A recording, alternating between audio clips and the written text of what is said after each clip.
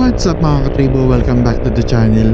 Today, papunta tayo ngayon kay K-Works dun sa Cuenca, Batangas para magpa 12K PMS para sa ating motor na Honda ADV 160.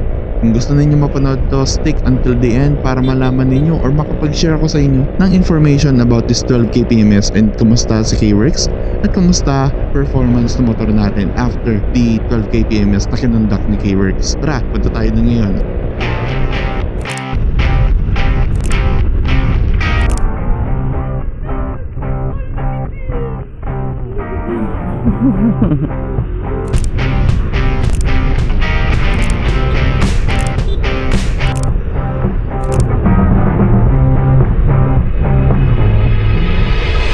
Minute na nandun na tayo sa K-Works. Lapit na.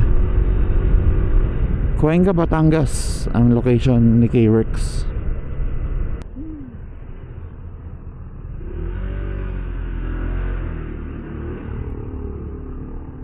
Yun, no? Ayun si Kir. Kuya, salat for 2 PM. Okay. Yan. Dito sila. Yan, ang dami nagpapagawa dito. Ayun yung unit natin. Yan, oh. Ganda nung ano dun, ADV, oh. Naka, Acra. Papa PMS tayo ngayon. Dahil ang order natin is sakto, 12,025. Yung spark plug at saka po yung air filter kung Okay. papalitin. Sa spark plug, anong spark plug gamit ninyo? Breeze.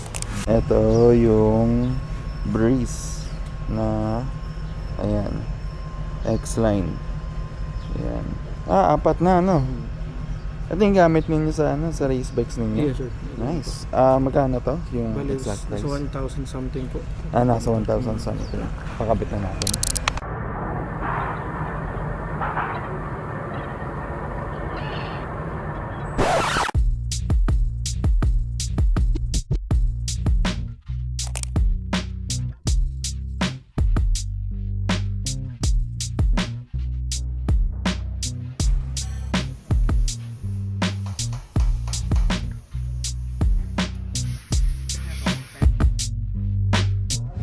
Yan, bayad na tayo.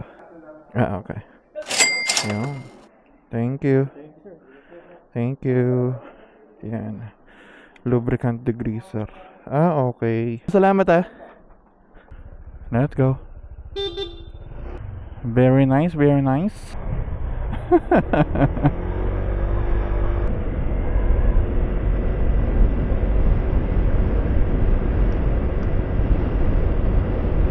So ayun mga katribo, ilang araw nang nakalipas mula nung nagpagawa tayo kay K-Works sa Cuenca, Batangas, doon kay K-Works, kay Kier Gadin, shop niya. And ngayon, 3 to 4 days or 5 days na ata mula nung nagpagawa tayo.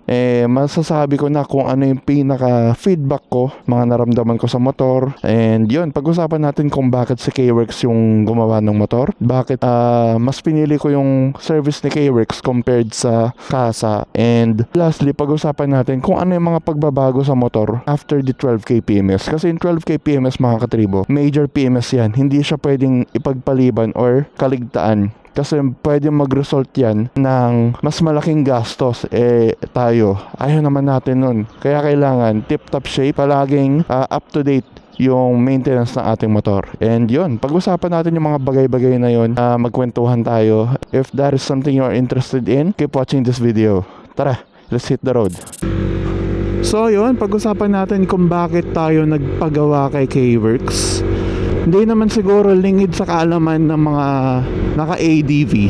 Kasi kahit hindi ADV ang motor ninyo, kilala nyo si K-Works Kasi K-Works, ano siya ni Motodek, katropa siya ni Motodek. And sikat na racer si K-Works. Ilang years na yung experience niya sa paggawa ng motor. And ngayon, meron silang shop. Pinaka naging deciding factor ko kung bakit sa K-Works is kung kilala ninyo si Motobiz, most ng gamit ni Motobiz sa kanyang motor is K-Works.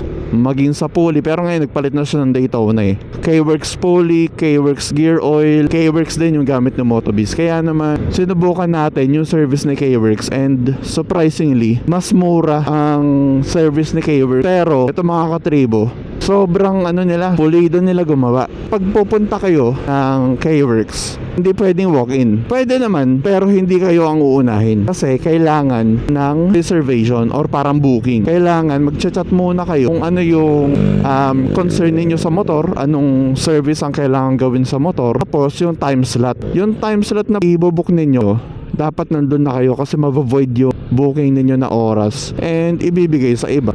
I-adjust nila yung kasunod mo, tapos pwede na sila mag-accommodate ng walk-in.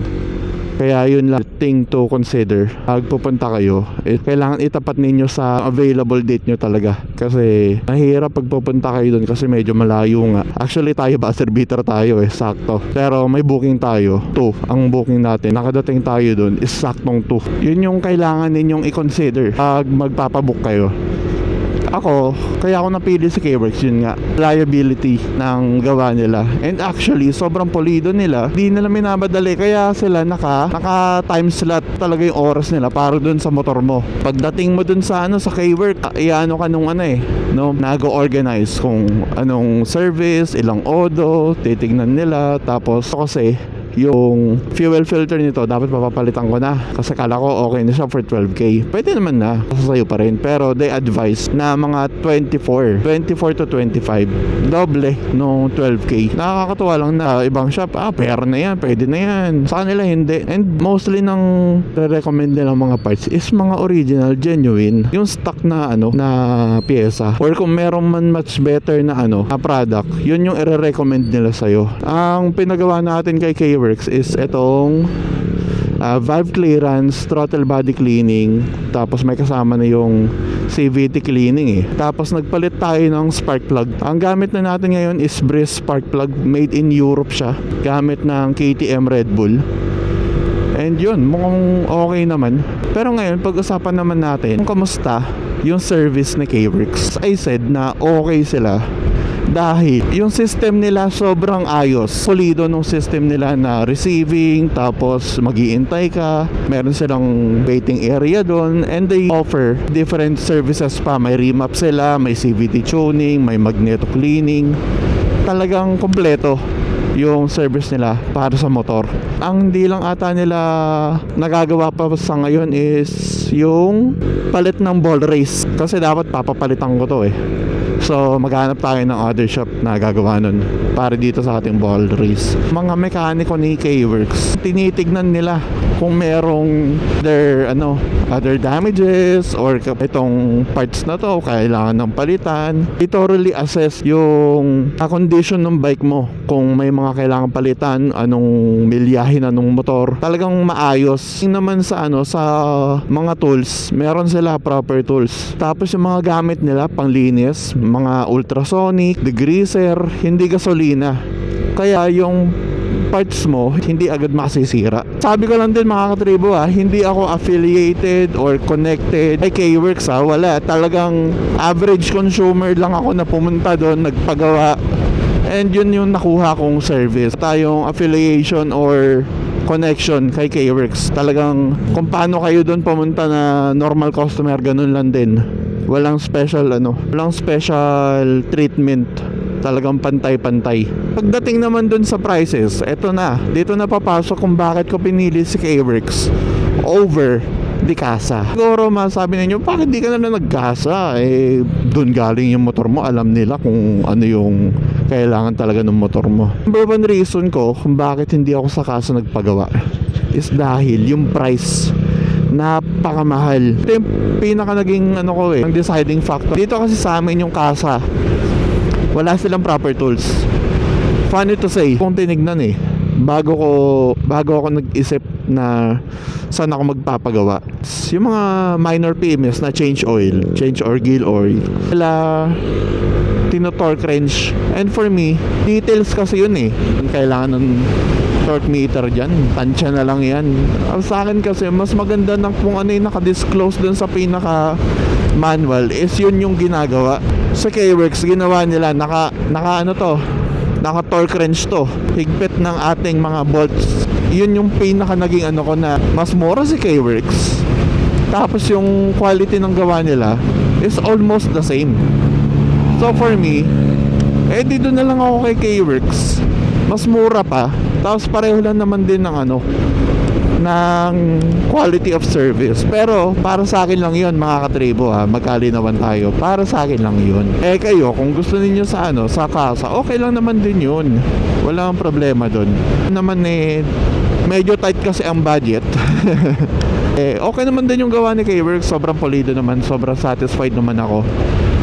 Okay na okay yung gawa nila, kaya okay na ako doon kay K-Works. Kaso nga lang, dayuin mo talaga kasi Cuenca, Batangas pa eh, or Cavite. Kaya naman yun lang yung isa sa ano. Pero kahit i-full tank ko to para pumunta doon, mura pa rin.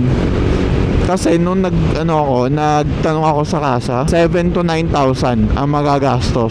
Doon kay K-Works, ang price nila, message nyo na lang, kasi baka mamaya hindi release of this video or kung kailan mo mapanood tong video is iba na pricing nila, di ba? Kasi lahat naman na bagay sa panahon ngayon ito mataas na. Gasolina nga lang eh, di ba? Ano pa yung mga parts and services? Message nyo na lang sa K-Works regarding their prices and the service that they offer.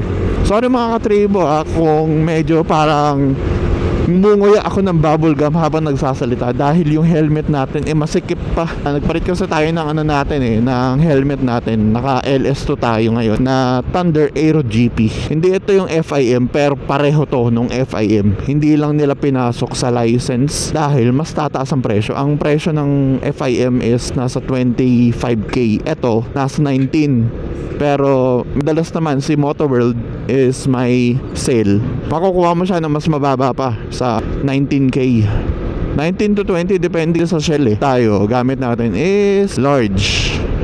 So shout out po Motoworld PH nung helmet. Alam nyo ba mga katribo, masingit ko lang din na sa Philippines mura ang LS2 helmet. Pero sa ibang bansa kapresyo ng mga premium helmet ang LS2 kayang gamitin sa MotoGP. Si Aldeguer, Fermin Aldeguer, gamit niya to mga katribo. So yun, bumalik tayo sa ating pinag-uusapan na 12K PMS. And ngayon pag-usapan naman natin kung kamusta yung performance ng motor after the 12K PMS na kinonduct ni K-Works. Madagdag ko lang din pala, sasabihin ko na lang din yung presyo nung service na in-avail ko, which is the PMS package B na nasa 1 to ata yun. Tapos yung spark plug and yung cleaner and lubricant na nilagay nila, wala silang other hidden charges, wala silang kasi bibigyan ka nila ng parang papel na nandun yung breakdown nung lahat ng ng babayaran mo. So madagdag ko na lang din pala mga katribo is pagdating pala dun, kunwari dumating ka ng 2 pero hindi pa tapos sinundan mo, pwedeng mas ma-pushback pa yung start kung kailan sisimulan yung motor mo. Pwedeng ma-delay pa yun. Pero ang importante is naka-save na yung spot mo. Gagawin for today or that day yung motor mo. Hindi yung sir, balikan na lang kinabukasan. Hindi. Kasi naka-reserve yung spot mo. Yung buong process ng paggawa nung kay ADV, kay Zen, yung motor natin, is inabot ng almost 2.5 hours kasi nga hindi sila nagmamadali. Talagang nilinis, nakita ko sa harapan ko. So ngayon, madako naman tayo. Pinaka na-experience ko after the PMS, 12K PMS. Ang pinaka na-experience ko is mas naging pino yung takbo kasi nga yung valve clearance. Tinek din kasi yun. Tapos yung throttle body, nilinis. Mas naging pino paano may takbo yung motor. Kasi yung nito yung bola nito is 12 grams, 14 grams. Tapos washer, HIRC pulley, 1,000 spring both. Kahit paano may delay yun may delay yun sa throttle. Ngayon parang stuck yung yung throttle ko. Alam ko yung takbo nito. Medyo malalim talaga yung gas. Ngayon hindi ayun kumakagat agad. Nakatulong na rin dun siguro yung sa spark plug. Yung spark plug nito is mas mahaba daw ngayon yung Breeze made in Europe. Mas mahaba na daw yung thread niya compared sa stock. Tapos 4 nodes na yung yung spark plug. Mas marami na yung pinagtatalunan nung kuryente. Kaya siguro sa combustion, mas mabilis siya mag-combust and mas efficient siya at trumabaho, kumbaga. Bilis niya nasusunog yung gasolina. Pinaka gusto ko talaga dun sa sa gawa nila. Tiwala ka na kahit i-long ride mo yung motor, is walang magiging problema dahil nakatama yung marunong talaga yung gumagawa. Naka-proper tools, naka-proper cleaning tools, yung mga ultrasonic, tapos naka-proper na degreaser. Yung like alam mo yun, yung binayaran mo yung peace of mind mo na hindi ka ititirik ng motor, hindi magkakaproblema. Kasi ang 12K PMS mga katribor, dapat hindi yan pinagpapaliban kasi malaking gastos yan pag napabayaan. Tsaka din yung kumpiyansa mo sa motor na walang problema. In case na lang ibang problema. Tsaka din pala, madagdag ko, yung pricing nila is yung akin kasi 1.2 tapos 900, kasi yun lang yung na-assess nila na kailangan gawin. Pwedeng magbago pa yung pricing ng inyong service na papagawa kung ang motor ninyo ay mataas na ang milyahe, may other na nakitang sira, pero nasa sa inyo pa rin yung final decision kung okay kayo na i-conduct nila yung service. Hindi nila i-pupush sa inyo na ganto ganyan. Nasa inyo pa rin yung final say, mga katribo. Kasi yung prices pwede rin magbago up kailan ninyo to napanood or kung kailan na-publish tong video na to, pwedeng magbago. Ang sinasabi ko lang is mas mura sila compared sa kasa, pero for me same quality or even better. Kasi meron silang proper tools doon, kasi sa kasa wala Tinanong ko, gumagamit kayo ng torque wrench kuya? Hindi po sir pero baka dito lang baka dito lang sa area namin. Hindi ko na di-disclose kung saan. Dito lang sa amin baka dyan sa inyo gumagamit sila ng torque wrench, magaling yung mekaniko, okay yun, doon na kayo magpagawa. At least yung loob ninyo mas tiwala kayo, kasi doon naman din kayo magpapagawa kung saan kayo tiwala di ba?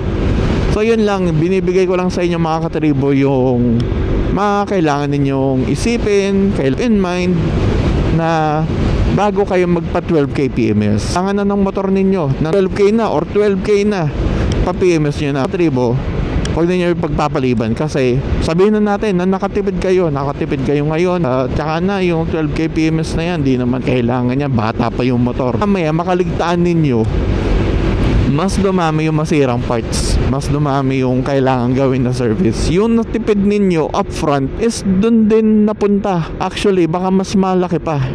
Kaya yun, kung kailangan nyo na magpa-PMS, go for the one na aktiwala kayo. Di ko naman ine-endorse si K-Works, pero ako, masaya ako sa naging gawa nila dito sa motor natin. Kung kailangan nyo na magpa 12K PMS, hopefully nakatulong sa inyo tong video na to. And yun, maraming salamat sa panonood at pagsama sa amin. Kasama ko pala si OBR. Yan. Insert ko lang yung Insta360 video natin. Kasama ko si OBR. And yun, maraming salamat sa panonood. Ride safe, keep safe, and ride smart. Peace. Yun. Shut down camera.